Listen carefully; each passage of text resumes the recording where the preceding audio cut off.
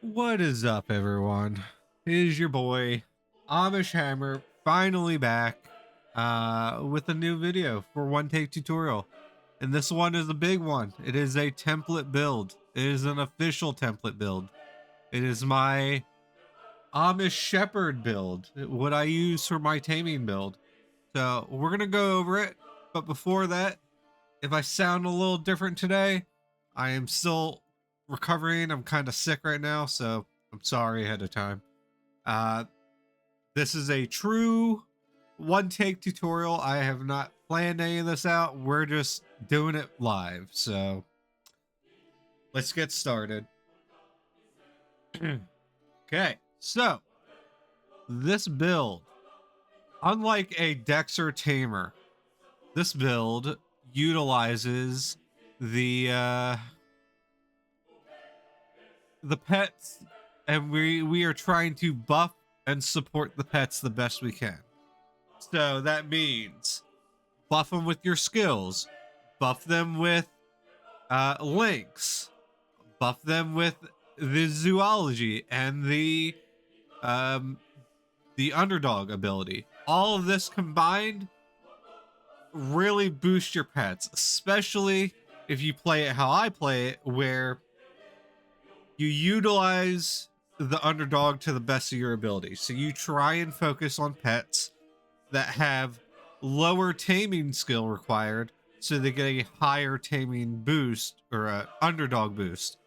So we're gonna go over the skills really quick. Um, just for this video, we're doing some wolfhounds. I have enjoyed using them in the past, so might as well show them off. So first, we're doing the skills. We'll cover up my other echo so it's not distracting. So this is my build. It's a discordance herding tamer, basically. So we have 120 animal lore, 120 taming, of course. That'll give you the biggest boost to your taming, your underdog. Then you have herding. So obviously herding, that is there to boost your pet's damage. You focus your aggression onto a pet, and I think with a supremely vanquishing crook like I'm using right now for test purposes, I think that's like a max of like 45% damage increase or something. Don't quote me on it. I don't know off the top of my head. Next, we have vet at 110. This can go down to 100 if you really want. I just found a even ground for 110 because, I mean, you're almost always going to res 100% of the time. And I'm pretty sure vet now gives a damage bonus to your pets. Um, they just killed something. Then we have 85 discordance and music. Discordance and music is there for giving the defensive bonus to your pets. At 80, you also get the ability to use the barding codex, so you get the bonuses from that. It could go higher. You could do 120 and just get rid of tracking on both of those. But I found 85 is good enough for most things because it's a secondary skill. It's not going to be your main goal. If you can get the discordance off on a mob before it dies, I mean, better for you. You're going to do more damage in the long run. And then tracking is there so you can see where things are at, like track reds. And I'm pretty sure it also gives a slight bonus to barding skills. I don't know the exact translation and number for that, but at 80 tracking, you will have max tracking range inside of a dungeon, which is 40 tiles. So having that at 80, you're always going to be able to pick out reds at the max distance if you're in a dungeon. Let's see what else. Oh, with animal lore and veterinary now, you can so recently they made it so animal lore and vet or anatomy and healing basically do the same thing. They just heal more for the thing that it's targeted towards. So animal lore and vet will heal my pets better compared to healing me, but I could still heal myself. I can res with veterinary, I could res players, I can cure poisons, so it all works, but it's less um it has a less functioning ability against what it's not mainly intended for, if that makes sense. So healing and anatomy will give me a higher chance to heal myself, and res, well, not res, they'll give me a higher chance to um just deal with humans better. Nad or animal lore and vet, on the other hand, does pets, but I can still res people. And since you can go higher than 100 with vet, you technically get a higher chance to res people, which is weird. I don't know why it's like this, but I pretty much have a 50% chance to res anyone, which is fantastic. Um, so now what we're gonna do, I'm gonna keep this up over here just so you guys can look at it. We're gonna go over one thing really quick, and that is the the stat pages for pets. So if you animal lore a pet, you can just left click it once and hit animal lore. That will pop up. You have the details and the abilities. Abilities are if you want to set your pet to not have aggro, or if you want that pet to have aggro, so it will focus all the aggression. I have it on all these wolves right now just for the hell of it because of the one perk that I'm using, which I'll go over shortly. It goes over combat range. Most of the time, this is set by default to what it should be. And then AoE or not. And then under it is the abilities. So you have passive, you have cooldowns, and then you have innate abilities. So like if you're using like a beetle type creature, they have an innate ability of being like a pack horse basically. So they always have the innate ability to carry stuff, which never has a cooldown or anything. It's just there. Um, Cooldowns are set as a cooldown, so they will happen, but then there's always a cooldown. A passive is something that will always happen, and it can always chain every hit if you're lucky, but it's just a passive thing that's going to happen. So Frenzy for these dogs, basically the ability for that is it has a 15% chance every time they attack. They will increase their attack speed by 10% for 30 seconds, which is a massive deal because I have 5 pets all attacking, and I would have the chain. So this is the chain I use on the live server. Super cheap. I got lucky since I'm at 20 links unlocked, so I can do this. But they get a 15% chance to increase their speed by 10. But then I also have an innate 10% on top of that by default. So my pets, once they get Fury off, they are going to be swinging 20% faster by default for 30 seconds, which is pretty ridiculous when you have 5 things doing it. Then there is the other ability, which is Charge, which basically allows them to teleport up to 12 tiles away to a targeted mob. It could hit up to 3 mobs, and the first mob that gets hit takes 50% more damage. And it does a damage max times 0.8% or 0.80%. So I don't know what the hell that would be off the top of my head, but just look at that.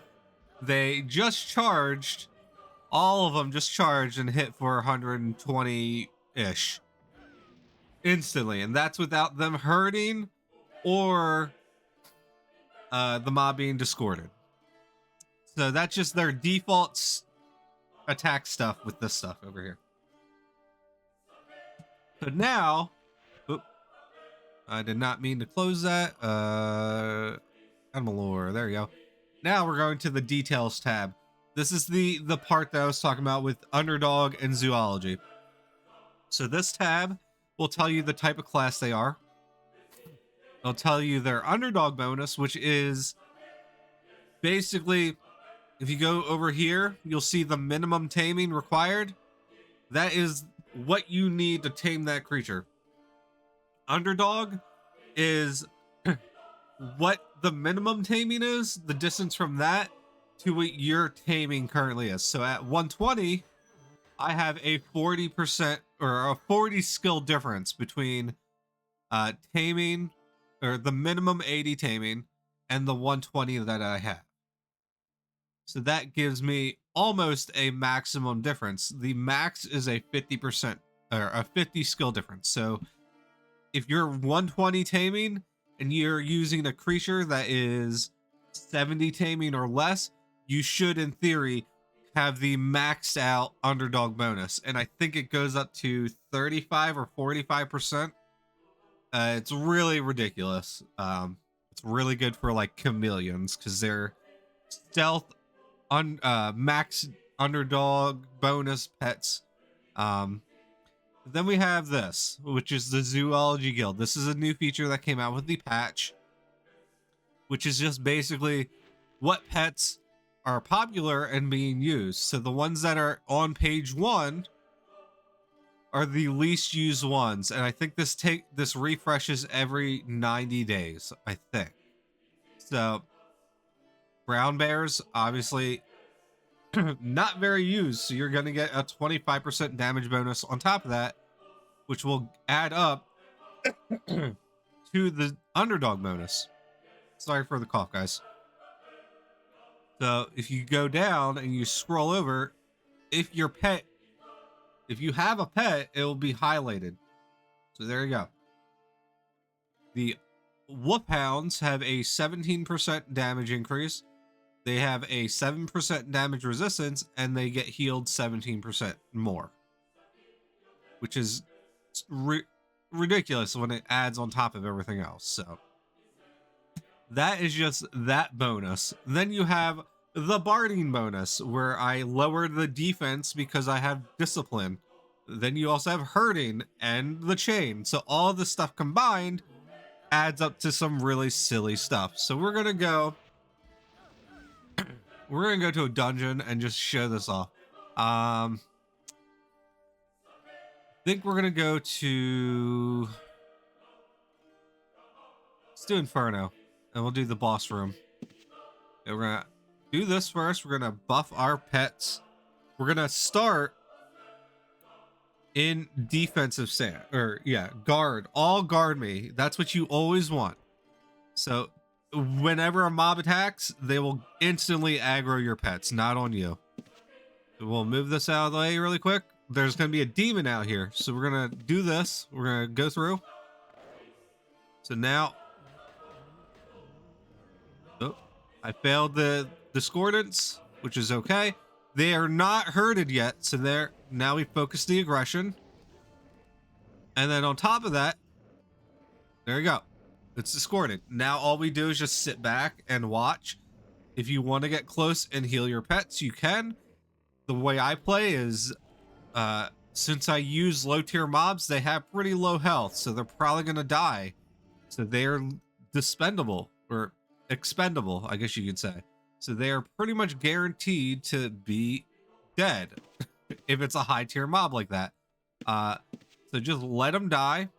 You're going to be able to heal them pretty damn quick. So, I mean, you wouldn't really need to worry because they only have, what, 370 HP, which you can easily heal. So if we want to do like some actual testing to see what it would actually look like with them getting discorded at first. Okay, it's discorded before they attack. Now we're going to instantly herd onto it. Oh, too far away. So now they are doing instantly 200 to 300 damage instantly with the charge. It is it's pretty disgusting. Now it could easily get even more broken if it was a Dexxer build. But this build is all about pretty much just being supportive and doing nothing. It's a very lazy and easy build.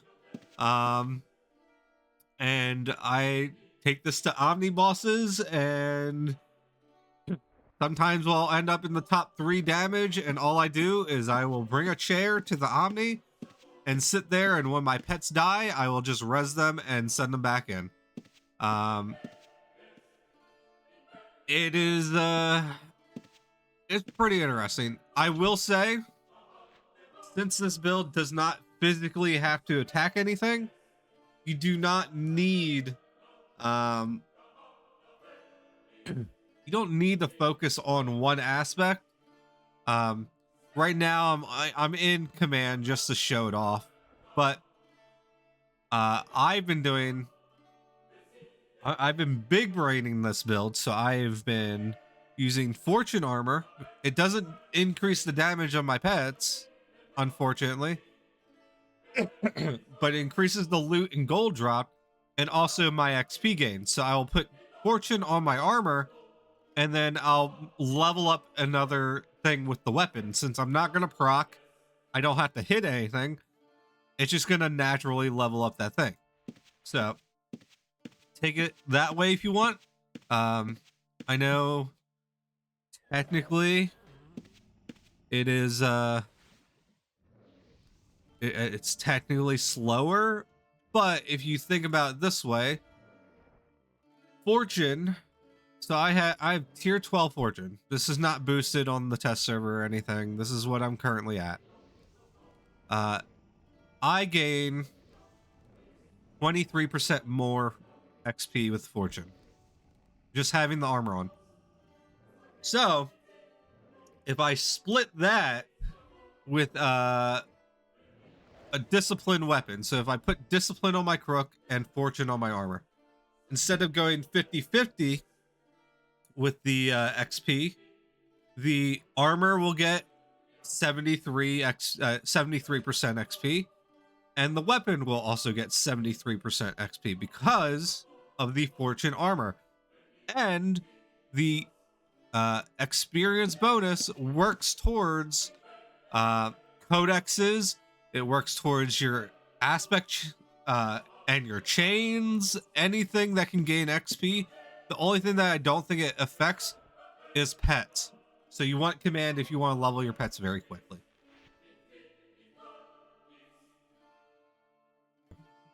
Sorry about that, guys. I had to cough again. So we're gonna go. This is not something I like doing with low level pets, but we're gonna go to, let's see, what dungeon? Someplace that people really like as a challenge. We'll go to the hedge maze. There you go. Ooh.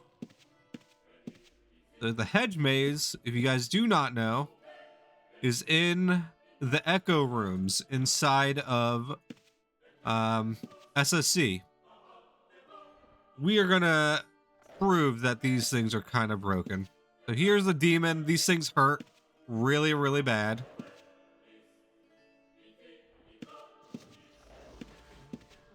So we're just gonna meld it just to see what we get. Anything good? I don't know. We could go to Maz 4 and show off. Maz 4 is fantastic. Unfortunately, the way Maz 4 is designed, it does not really like low tier pets, because everything in there causes disease or bleeds for the most part, and that is the weakness of these pets. AoE skills and like debuff skills just really destroy pets. So unless you're running perks, Like let's see, like feed. These dogs can't use feed because they don't have a bleed ability. But if you have a pet that does bleed abilities and you have tier 3 and bleeds, or in feed, they have a 30% chance every time they hit to restore 10% of their max HP every 15 seconds. So it's not a bad thing to use. We can go and try Maz after this. I just thought I'd show you guys how these simple tiny wolves do against this. Yeah, so having 85 discordance is obviously not very good. So we're gonna skip this. I'm gonna hate this. I'm probably gonna die on cam, but we're gonna go to Maz 4. We're gonna go to the... Oh, okay, that is really not good.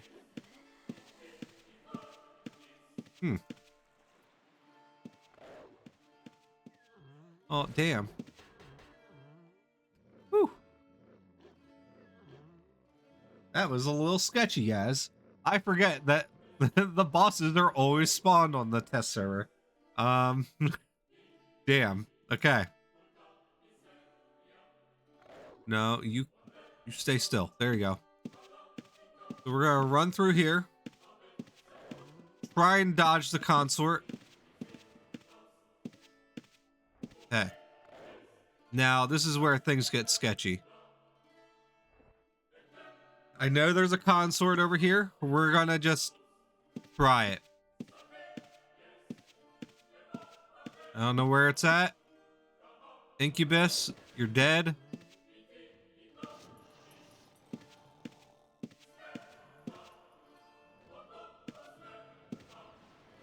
Now, I could go and show you guys what this build does with actual really good pets like Manticore and everything, but I don't have the skill set up for that. So unfortunately, that's what you're not getting. I'm sorry. Ooh. Okay, yeah, this is why we don't take dogs in here. Because that lady is not very nice. Alright, so as long as you guys get the general gist of this build, I think the video is good here. We've done 23 minutes of just showing the basics. This build can get drastically boosted if you really want to go crazy with like golds and everything. You can go crazy with it. You don't really need to do anything above average. This is literally a build for people that don't want to do the Dexxer Tamer, even though it gives slightly more damage and everything and gives you chances to proc. This one is just for the everyday person that wants to do Tamer build, that's just chilling. They don't want to get in there and die to AoE or anything.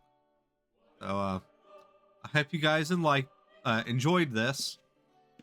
I'm sorry it took so long since the last update video. I hope you enjoyed it. I will be back next time. Enjoy this video. I'll see you guys around.